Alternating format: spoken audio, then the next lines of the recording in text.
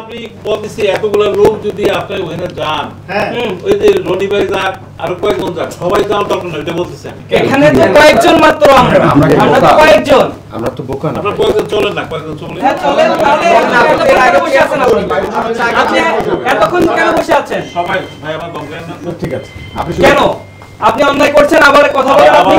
আপনি আসলে তো শেখ হাসিনার প্রেতাত্মা। আমি অন্যায় করছি না করছি এটা আমি বলছি, এটা তদন্ত কমিটি করে প্রমাণ করেন, যদি প্রমাণ হয় তাহলে আপনি পদত্যাগ করবেন। ঠিক আছে, এখনই যদি প্রমাণিত হয় তাহলে এখনই পদত্যাগ করে আপনি যাবেন, এখান থেকে যাবেন, ঠিক আছে? আমি আসেন আসেন আপনি প্রমাণ চাচ্ছেন না? আসেন প্রমাণ দেখাই আপনাকে, আসেন আপনি আসেন, আপনাকে প্রমাণ দেখাতে চাচ্ছি আমরা। আসেন আপনি আসেন। সালমান ভাই আমার সাথে কথা বলুন। আবার সার্জিস ভাই আপনি এটা প্রমাণ নেন আগে, তারপরে বলতে পারবেন। ভাই এখনই আমার সাথে কথা বলছে, আপনার সাথে নাকি আপনি কথা বলছেন? আমি কি করব? নাচবো? না নামবেন না, উনি কি বলে দেখেন, ওনার ইনস্ট্রাকশনটা শুনেন। এখানে সবাই সাধারণ শিক্ষার্থী, সবাই সাধারণ শিক্ষার্থী।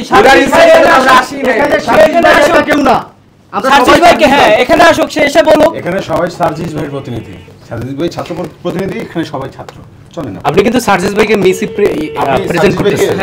হ্যাঁ ভুলভাবে হ্যাঁ, এভাবে উপস্থাপনা আপনি করবেন না সার্জিস ভাইকে, আপনার দালাল না। ঠিক আছে?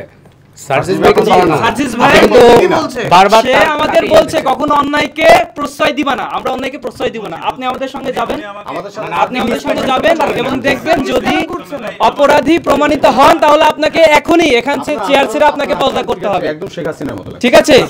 চলেন আপনি চলেন, চলেন চলেন আপনি চলেন। নিয়মতে কাজ করেন, একটা তদন্ত কমিটি করেন।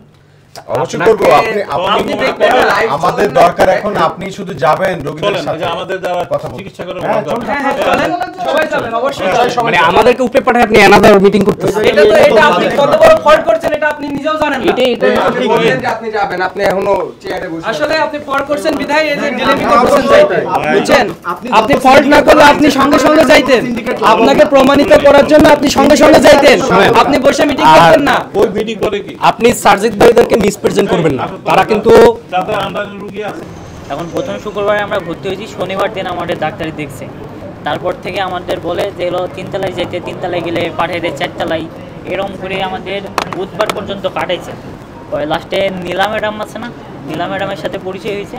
পরে নীলা ম্যাডাম আমাদের দেখছে, দেখার পরে আমাদের ফাইলে যে এলো যে গান শ্যুটের কোনো তোলে নাই তারা।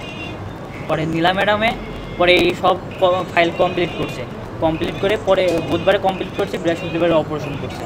তারপর থেকে মনে করেন যে আমাদের ওই সাইডে ফেলাই রাখছিল, ওইদিকে কোনো কেউ যাইতো না। পরে আমাদের এই যে গান শ্যুটের ওইখানে রাখছিল, পরে ওইখান থেকে ডাক্তার আমাদের ভিজিট করা শুরু করছে।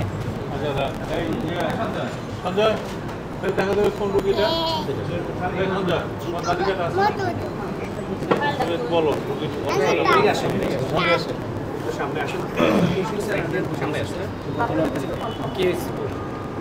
পোস্ট ট্রমাটিক এন্ডোথেলিয়ামাইটিস ছিল, একটু জোরে বলেন। পোস্ট ট্রমাটিক এন্ডোথেলিয়ামাইটিস ছিল, মানে ইনফেকশন ছিল চোখে। তো ওইখানে মানে প্ল্যান ছিল হচ্ছে বিকেএস ড্যাপ নিয়ে সেখানে ইনজেকশন পুশ করার জন্য। এখানে ইনজেকশন পুশ করার অ্যাডভাইস করা আছে। বাবা আপনার নাম কি? আব্দুল। বয়স কত? মানে আপনি বলতে চাচ্ছেন যে প্রপার সার্ভিসটা সে পেয়েছে, কিন্তু সে মিথ্যা বলছে। সেটা আমি সঠিক বলতে পারছি না। আপনি এখানে কি মানে তার অ্যাপয়েন্টেড ডক্টর? না, ওনার অ্যাপয়েন্টেড ডক্টর আমি ফোন দিতে হবে। ওনার অ্যাপয়েন্টেড ডক্টরকে আমি ফোন দিতে হবে। অ্যাপয়েন্টেড যে ডক্টর এই ওয়ার্ডটা দেখাশোনা করে সেই ডক্টর এখানে নেই, ফোন দেন, ঠিক আছে? ইভেন আমরা আরও সাইড থেকে পাইছি যে তার আসার কথা ছিল কিন্তু সে এখানে আসে নাই, কথা বুঝছো? আর ফার্স্টে ওখানে যে গান শ্যুটটা হয়েছে সেই গান শ্যুটটা এখানে লেখা হয় নাই, আমরা তার কাছ থেকে এই মাত্রা শুনেছি, কিন্তু পরবর্তীতে উঠাইছে। Sorry to say.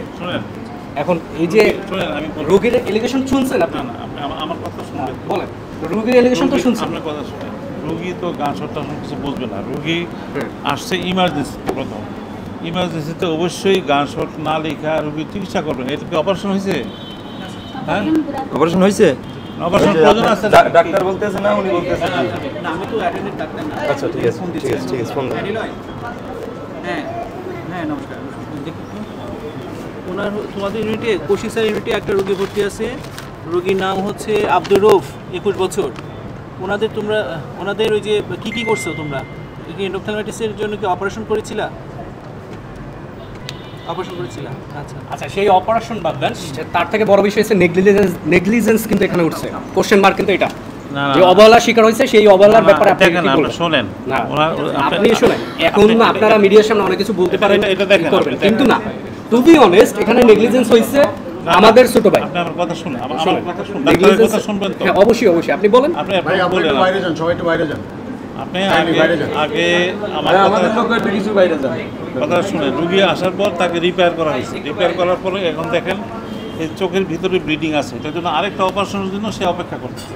এটা তো সাথে সাথে অপারেশনটা করা যায় না, এই অপারেশনটা হ্যাঁ আমরা এটা বুঝেছি, এটা সে বলেছে, সে স্বীকার করেছে, কিন্তু তার অভিযোগ যেটা ছিল আমরা সেই অভিযোগে ফোকাস কি অভিযোগটা বলেন, আবার বলেন। বলো। মানে এটা প্রথম অবস্থায় যে আমরা আসছি, আসার পরে শুক্র থেকে শনিবারে আমাদের ডাক্তারি দেখছে, দেখার পরে রবিবার গেছে, রবি সোম মঙ্গলবার, এই 3 দিনে আমাদের খালি ঘুরাইছে। না আপনার অপারেশনটা হয়েছে কিভাবে? আমার অপারেশন হয়েছে মানে পরের বৃহস্পতিবারে, শুক্রবারে আমরা ভর্তি হয়েছি, পরের বৃহস্পতিবারে অপারেশন। 7 দিন করে ক্লিয়ার। অপারেশন না, শুনেন, এটা একটা সেনসিটিভ বিষয়, আমরা বুঝি। দেখেন অপারেশনটা হ্যাঁ আমরা বুঝি সেনসিটিভ বিষয়, আপনি যেটা বলতেছেন বারবার একটা কথা আমরা বুঝি। কখন কোনটা অপারেশন করবে না করবে রোগী সেটা সিদ্ধান্ত নেয়, বুঝছেন? ওকে। আসলেই কি অপারেশন ওটা করবে? ডাক্তার সিদ্ধান্ত নেবে, এটা আমরা জানি, কিন্তু নেগলিজেন্স হয়েছে এটা তো আপনি স্বীকার করবেন। স্বীকার করবেন না? আপনি এখনো যদি বলেন যে আপনি স্বীকার করবো না, যে আমাদের এখানে নেগলিজেন্স হয় না, তাহলে আপনি বলেন যে আপনি স্বীকার করতেছেন না। না, এটা আমি যেভাবে আপনি আমার তো সব দেখতে হবে। না, না। রোগীর শুনেন, রোগীর কালচার সেন্সিটিভ করছে স্যার আপনি এখানে মেবি এখানে এগুলার পরে দেখেন, এগুলার একটা রিপোর্ট আসতে 3 দিন সময় লাগে। ওনার রোগীর চোখে ইনফেকশন আছে কিনা 3 দিন সময় লাগে। এই রিপোর্ট আসার পরে ওরা অপারেশন করছে, এবং এটার যে মূল ডাক্তার, আমি তো এটা চিকিৎসা করি নাই, সেই ডাক্তার এখানে উপস্থিত থাকলে সে আরো বিস্তারিত বলতে পারবে। এই একজন গেল, আরো আছে, বহুত আছে। না রাফির আরেকটা কোশ্চেন আছে, যে বিষয়টা হচ্ছে তোমরা কি ডাক্তারের কাছে যাওয়ার পর বলছে আজকের না কালকের এসো, কালকের না পরশু এসো, এরকম? এটা হচ্ছে ডাক্তারের চেম্বারে আমার নিজ থেকে বলে দিয়েছে ফাইল দিয়ে হ্যাঁ। যে অমুক নাম্বার রুমে যা। পরে আমরা গেছি, যাওয়ার পরে মনে করেন যে সিরিয়াল ধরে বসে রয়েছি, আমাদের ফাইলটা পিছিয়ে রেখে দিছে। পরে আমরা প্রথম দিন আমরা 1.5 ঘন্টা যাবত বসে রয়েছি। পরে বলতেছে, পরে আম্মুই বলতেছে যে দেখেন তো আব্দুর রুফের ফাইলটা। পরে বলতেছে আমরা ফাইল পাই নাই। পরে বলতেছে যে ফাইল তো আমি জমা দিছি।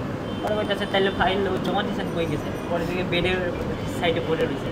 এখন মনে করি যে বুধবার পর্যন্ত যে হ্যারাসমেন্ট হয়েছিলাম, এখন বুধবারের পর থেকে নিলাম ম্যাডামে সেটা সমাধান করে দিছে। এখন তারপর থেকে এখন আর কোনো সমস্যা নেই। মানে বুধবারের পর থেকে রেজিস্টার ভার্সিটির রেজিস্টার বিল্ডিং এর মতো, এখানে না এখন না পরে, লাইক দ্যাট। লাঞ্চের পরে আসে। হ্যাঁ এই যে ওনার অ্যাটেন্ডেন্টের কথা শুনেন, শুনেন আমরা কথা বলে গেছি স্যার। এখন আপনি যে ওনাদের উপরে চাপাই দিবেন, আপনার যারা হচ্ছে গিয়ে ডাক্তাররা আছে, এখন দোষ যে তাদের গাড়ির উপরে দিয়ে দিবেন যে এই দোষ তাদের, হ্যাঁ এই কাজটা আপনি পারবেন না। অ্যাটেন্ডেন্টের উপরে যদি আপনি ভয় দেখান, কোনোভাবে যদি ভয় দেখানোর চেষ্টা করেন, প্রেশার ক্রিয়েট করার চেষ্টা করেন, তাহলে খবর আছে আপনার। ঠিক আছে।